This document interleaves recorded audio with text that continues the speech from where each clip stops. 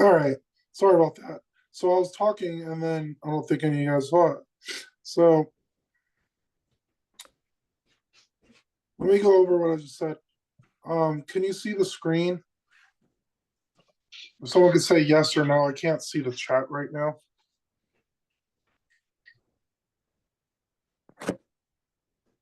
I assume you can see it. All right. So what I was talking about was diversifying your long-term investments into different asset classes. And in the end, it's up to you in terms of which percent you might want in the different classes. But in general, I want to go over on morningstar.com. This is a free site. You can just click on or type in the name of an ETF here and then type the portfolio tab right here. You can see the stock style, and this is a 3x3 grid.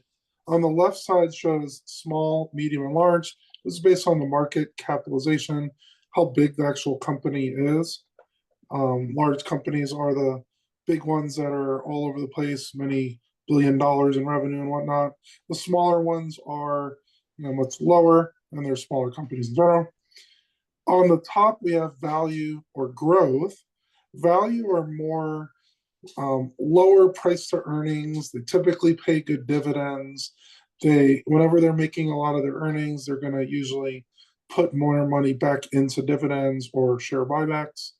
The growth side are usually looking for ways to actually grow the company. So there's essentially three ways that a company could deal with their profits that they make. One is they could put all the profits or most of it back into the company.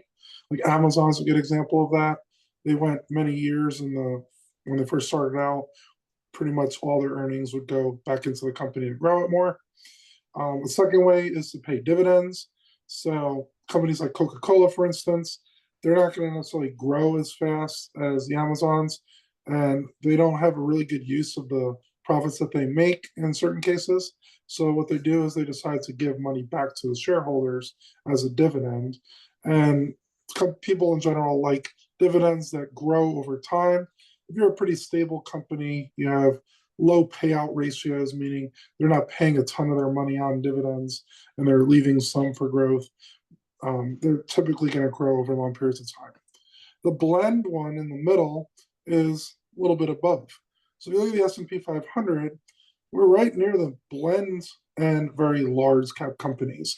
You have those blue chip type companies, Coca-Cola, Pfizer, all different banks and whatnot. Those are the value type companies. And then you have your Amazons, your Googles, Microsofts and whatnot. Those are the growth type companies. Some of them will be a little bit of both. Like some of these tech companies are now paying a small amount of dividends. They might eventually become more of a value type company when their dividends are growing over time. So SPY is an example of that. Again, 500 largest companies in America. It's a good indication of how the US economy is working. If the economy is going well in general, this will go up in the long run. And then if the market's going down, it wouldn't go up as much or maybe go down. QQQ is more of a growth type ETF. Still very large companies, even larger than the S&P 500, but we have more of those trying to get their profits and use them to build the companies up more. For SCHD, this is more of a value type ETF. You have more of the blue chip companies here that grow their dividends. Still very large companies, multi-billion dollars in revenue, and they're able to usually pay out good dividends and then increase their dividends over time. SLYV is a small cap value one. I personally have a decent amount in SLYV. Value companies in the very, very long run has been shown to outperform the growth companies. Not recently, though. Growth companies have been on a tear in the last 10 years or so. But when you look in, I think, the 20s, 30s, and 40s, it just absolutely destroyed growth companies. So main point I wanted to say here is having a small percent or diversify among many of these asset classes could be very useful, just because one asset class might do better than another in any given year. It depends on market conditions. If interest rates are low, growth companies typically do better. If interest rates are higher and there might be recessionary fears, the value companies tend to do better. Does that make sense so far? Any questions so far? Just checking to see if anyone's joining in. Okay. Let's go back to a few other things I was looking at. Next one is using options to possibly amplify the returns on some of these ETFs. I'm going to do an example of SCHD just because it's a much smaller ETF price. It's only $28 or so. If you have a very large account, you could do these with any, you do them with SPY, QQQ, and whatnot. So one of the strategies I'm doing with SCHD is called the covered strangle. In this case, I'm going to be buying 100 shares of stock, and then I'm going to sell a covered call and also sell a fully cash secured put. So what's really good about this strategy is one of those sides will have to profit, assuming the strike prices are different. So I currently have a 29 call strike for this, yes, November 15th, and also have a 28 cash secured put that I sold. So obviously SCHD can't be above 29 and below 28 at the exact same time. One side is guaranteed to work out at expiration if I don't manage it or just leave it alone. The other side might get either assigned on the cash secured put, or if it goes above the 29, you would lose your shares that you bought, but you would have a pretty good premium off it. And you also get some capital gains from selling the stock at a higher price. So for instance, I bought SCHD a little bit over 28, it was 28.4 or so. And then I sold the 29 call. Right now, the 29 call in the top line here is only about $5. And I sold it for I think about $19. So in that case, I made $19 off the 100 shares of stock I bought at 28.09. It's a little Alexa, under one. turn the light off in the living room. You okay, David? I think your audio came back. Oh, sorry, Lance. It's all right. Oh, I'm sorry. It's all right. So in this case, so I bought 100 shares around 28.4. I sold the 29 call, didn't make a lot, made about $18 on it. But if it goes past 29, I would have got some capital gains on it, about $60 or so. And that'll be a 3% gain on just the capital gains, plus a little under 1% on the covered call. The cash secured put side, I sold the 28 put. I'm trying to see if Amazon will show. Yeah, it shows puts too. So I sold the 28 call. It was around $30 when I sold it. And it's still pretty close, it's around $29 right now. I'm perfectly okay with buying more SCHD at a lower than the price I bought it at. So I bought it at 20.4 and I sold a 28 put. If it goes below 28 at expiration, then I'll buy 100 shares of stock of SCHD at the 28 strike price. What's good about this is it lowers your cost basis because at 100 shares at 28.4, 100 shares at 28, I average those out, it's around 28.2. And I also took in some premium for it, an extra $30, which is about 1% in a month as well. So this is a relatively conservative strategy. Again, SCHD is more of that large cap value type companies. They typically don't move very dramatically up or down. So this is one way to help boost the returns of just owning this ETF. Now, I wouldn't necessarily do this with all of my shares. I'm more very long-term bullish on SCHD. So I do have a lot of shares of it that I'm not doing calls or puts on.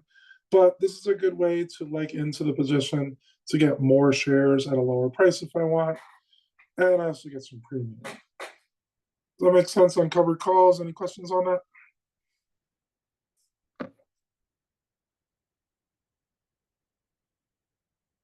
All right. I'm going to quickly go over the 9% signal strategy. This was made by Jason Kelly, and he wrote a book called The 3% Solution. I think. What was it called? 3%? 3% signal. Yeah. So 3% signal, he also does 6% or 9%. The strategy is about the same in the end. So in the 9% signal, I'm going to be buying TQQQ. This is the triple leveraged ETF for QQQ. So if QQQ goes up 1% in a day, this will go up 3%. If QQQ goes down 1%, it's going to go down 3%. So it's going to be 3 times the daily QQQ values. What you're going to do is buy TQQQ, and I don't remember the exact percent that he recommends. I'm doing 60% of a certain account for just TQQQ. And then the other 40% I'm putting in BIL. That is just the short-term bond ETF, very stable. It's using government bonds that are very short-term duration. So it makes about 4.5% a year or so. The TQQQ, though, we're looking for much bigger gains in general.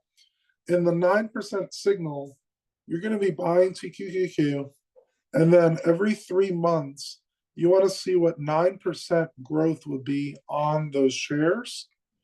If it goes above the 9% in the end of the quarter, then you're going to sell the excess gains and then put it into BIL. If you don't get the 9% in the quarter, then you're going to take funds from BIL and then put it into TQQQ at the 9% number that it would be. So let me show you on the spreadsheet here. I gotta go to Google Keep real quick. Just give me a second. Or Google Sheets here. All right, so I started this one out about 2 weeks ago, and I added more shares yesterday. Let's see if I can find it. 9% SIG. All right, so TQQQ, I bought enough for 100 shares of stock. It was at 72.58, so 72.58 per share. I bought 100 shares, so $7,258 to buy the 100 shares. I left a little bit more in BIL 6618, looking to possibly move about 1,000 or two into something else. But for now, I'm perfectly fine with having a little bit extra in BIL. What I'm doing to boost the possible returns on this is I sold a covered call above where I want it to go. So first, the 9% signal, all I did is I did 72.58 times it by 0.09, and then you get 7,911. So in the end of my covered call on 12/20, if TQQQ is over 79.11, it would be over the 9%. So what I'm doing to try to boost this a little bit more, I am capping my gains, however, is I sold a covered call at an 84 strike price. So 84 is a bit higher than the 79, and it would be a much bigger than 9% gain if we got past 84. I took in 3.1 premium on the covered call here. So $310 extra was taken in from the premium. I just put that into BIL just to leave it as a safe haven in case TQQQ drops a bit. I'll have a little bit more funds in BIL so I could add more into it. Now I wrote down if TQQ is less than 79.11, I'm going to less from BIL to make it that number. So let's say TQQ ends at 7,500. I'm going to add $411 from BIL into TQQ. If it gets bigger than that, I'm going to sell the excess and then move it to BIL. So let's say it goes to $8,000. In that case, I'm going to take 8,000 minus 79.11, about what, $89, and then I'm going to put that into BIL. So then I'll be at the 79.11 no matter what happens on 12/20. If TQQ goes above the 84, then I'm gonna let the shares go away. I'm gonna lose the 100 shares of TQQ, but I locked in a really good gain here because I bought it at 72.58. It'd be up almost $1,200 or so, about 1150, plus the 310 that I took in from selling the call, and then I'll just start it all over again. So I'll have a lot of cash on the account. I'll just do 60% or so in TQQ, 40% in bill, and then look for a covered call that's quite a bit higher than my target. I'm going to look around 12 to 15% in most cases for my covered call. They'll be above where the target price is because I'm perfectly happy with 12 or 15% in 3 months off this strategy.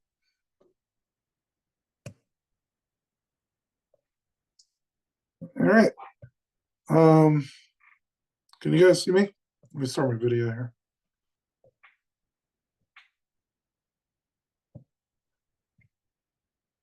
All right, so that's all I really had planned. Does anyone have any questions or thoughts or could talk about anything, trading, investing? David or Uzi, you could mute your mic or unmute.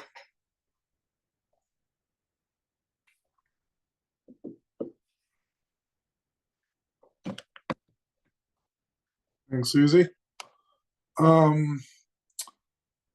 no other questions, I'm going to answer some questions that some other members were asking that couldn't make it. Let me just find them real quick.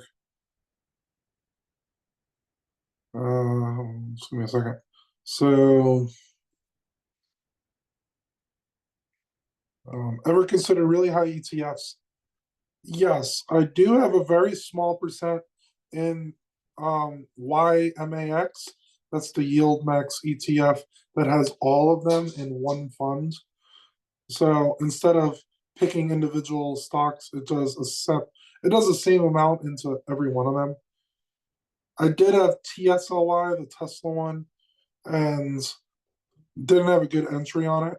Tesla dropped quite a bit about 6 months ago, and they actually reverse split their shares. So it was not a big loss. It was a slight loss in the end, just because it did recover a little bit more. But I do have 2.5% of my Roth IRAs in YMAX. It's WMAX for the all-encompassing one. There's another one that's just the Magnificent Seven one. I forgot the name of that symbol. But I'd say a little bit more diversified with the YMAX. There's a few other high ETFs I use. SVOL, that's the Simplify Volatility ETF. They do an interesting one where it's mostly bonds, but they also do volatility. I'm trying to say it in simpler words. They do a volatility trade where they essentially sell the back month VIX futures and then buy the front month VIX futures. Because when VIX is typically in contango, that means that the back month is, I think, more than the short month.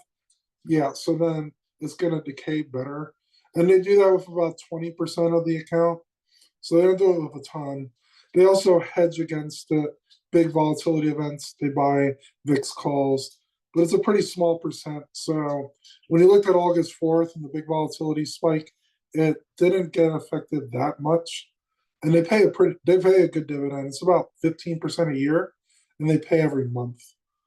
One of the issues might be if bond yields start to drop, it might be worth less in terms of the dividends that they pay.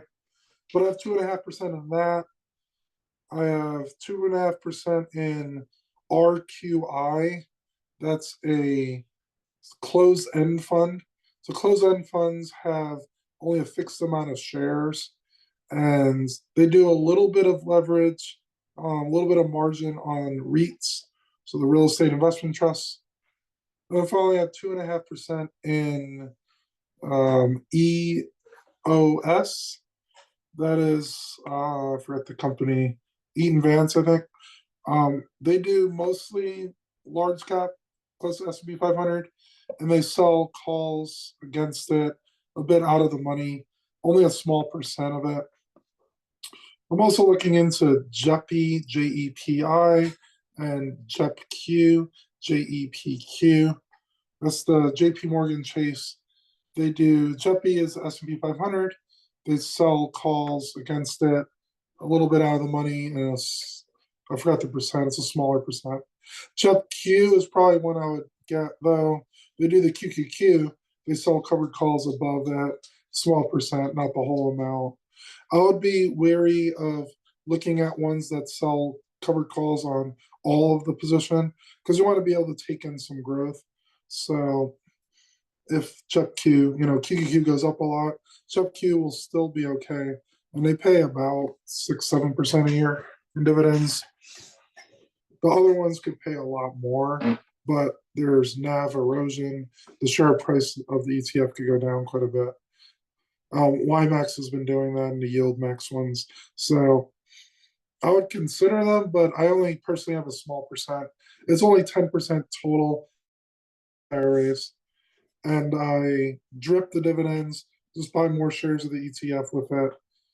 Eventually, for YMAX, I'm looking into dripping for about another year or two. And then whatever the weekly dividends are, that's a good point. They pay weekly dividends instead of month now. For the weekly dividends, I will likely buy SCHD or some other dividend growth ETF and not drip anymore.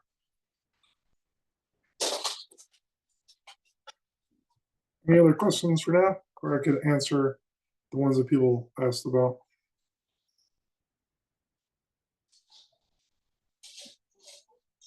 There is a lot of choices for high yield. Yeah.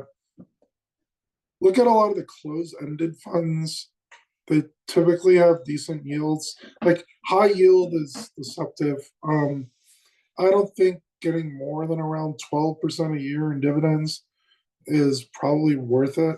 A lot of them don't have very good long-term track records. SVOL is one that I'm doing with a larger than 12%, but it is more bond focused. So we'll see how it goes in the end. Yeah, closed-ended funds, there's a lot. Eaton Vance has a lot of them. There's a few in the top of my head, I forgot. Someone asked for my TQQQ, why not buy 2 or 3 leaps that are far out in time, like a few years out, and likely buy them pretty far in the money. So if TQQ is around 72, you might be buying like 40 or 50 strike price calls and then do covered calls on those. That would be a poor man covered call strategy. And it's perfectly fine to do. The one issue is TQQ could jump a lot. And if it rises more than your covered calls covered call strike, then the delta on the sold calls that you sold will be higher than the leap would. And at that point, your sold calls will increase in value more. And you don't want that to happen since you sold it. It could increase in value more than the leap that you bought. And in that case, you can start losing money if it goes up. So that's one reason why I don't do it. It's a little bit more capital efficient buying the leaps instead of buying the shares. But by buying 100 shares and then selling a covered call, you can't lose on it if it keeps jumping up. You go up to infinity, it won't matter because the delta on the TQQ shares is 1. And the delta of the sold calls will eventually be 1, but it won't ever be higher than it. So yeah, you can consider looking into it, but I'm perfectly fine with just buying the shares. I think there was one more question. They put them in different channels. I'm gonna find it. What are your thoughts regarding the safeguard strategy in IRA? Safeguards are possible. You could sell options on an IRA. I know Tasty Trade allows that. Schwab, I'm not sure. You probably need a really large account to do that. You could do safeguards on stocks as well. It's not as necessarily buying power efficient that way. But if you wanted to, you could do the safeguard on SPY. You buy a put, sell a put below it, sell a put or two below that, In the IRAs, it's not as buying power efficient as a regular brokerage though, because in IRAs, they are much more stringent on, doing these strategies. So there are some members that do it. I personally don't, just because it uses up a lot more buying power. And I also don't want to mess around with the Roth IRAs. I'd rather just keep it as buy and hold.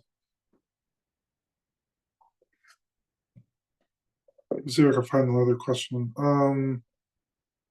Someone asked, if I had a smaller account, would you just do SPY and SCHD? I think that's perfectly fine if you wanted to. You get the large cap blend, you get the large cap value. Probably do 50-50 on both. So if you have $10,000, do 5,000 both. There were a few other questions that weren't listed on, should you do lump sum or dollar cost average into long-term positions? And there's no great answer to that. If you lump sum and the market shoots up, that's really good for you. If you do lump sum and the market drops, that's bad for you. If you do, regular contributions, dollar cost average, you get more of the flow of the market. So I personally dollar cost average, in our budget, we put 500 in each Roth IRA to max it out. And then when the shares go down, when the stock goes down, you're going to buy more shares of stock. The stock goes up, then you're buying less shares of stock, but you're probably likely at a good profit because you were buying as it went down as well. If you happen to have a lump sum, I personally think putting it in a certain time period, maybe 6 months or even a year, and then put equal amounts each month. So let's say you had $12,000. I would put in 1,000 every month, and then you're pretty much doing dollar cost averaging, but you also set a time limit. So it's a little bit like a lump sum. You're not going to just put in, $50 a month forever. So you get a little bit of both that way. And in general, dollar cost averaging makes more sense for people's budget. Like people don't necessarily get, 100 grand out of nowhere. So I think the more important thing is to set a budget, have at least 10%, ideally. You could even do more if you could, and then put that into Roth IRAs. That's just my personal opinion. I think that's all the questions I have. Any other general questions either of you guys have?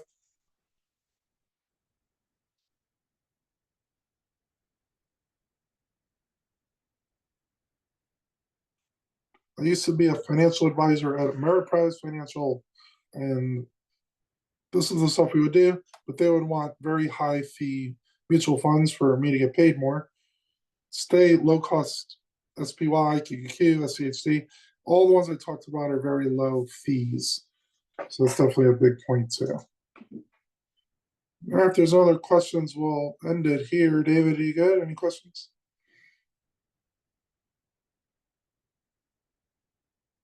All right. So I'm going to stop recording, and you guys have a good rest of the evening.